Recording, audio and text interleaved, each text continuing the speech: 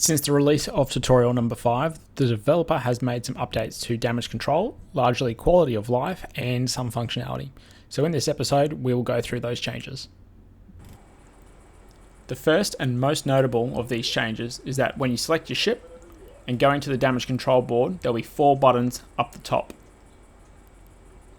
These buttons now allow you to filter out between mounts, compartments, modules, and other. Mounts will contain your weapon systems, as well as your electronic warfare. Compartments are largely related to damage control, support modules, as well as things such as magazines. In modules, that's where your power is stored, your buffing components, as well as the main parts of your radars and drives. While other is all the other components on your ship that you have no control over, such as your maneuvering thrusters, inbuilt antennas, your base radar panels, as well as your engines. A key feature of this is that when selecting a compartment, you can select and see all other compartments by holding shift and selecting the highlighted or unhighlighted compartment.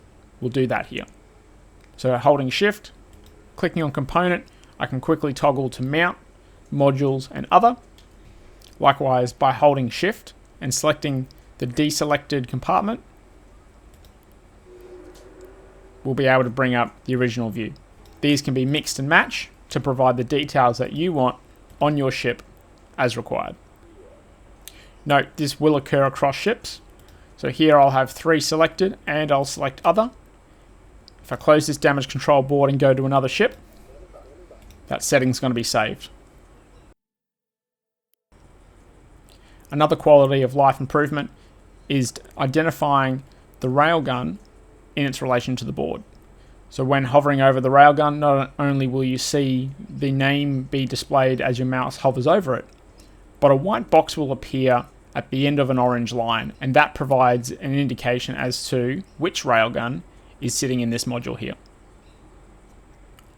Another change is the ability to prioritize which panels to repair over others. The game has the inbuilt prioritization, but here, if I want to select the radar panel and repair that first, by left clicking on that radar panel, a thick blue line will appear, indicating for that damage repair team to move and repair that radar panel.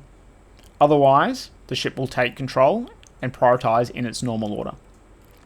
Hovering your mouse over a damaged component will show you what options are available. Here on the radar panel, I can change the priority.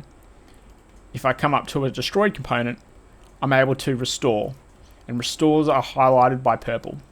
So by holding shift and clicking with the left mouse button, I can queue up a restore on that component. This is now differentiated from a repair priority.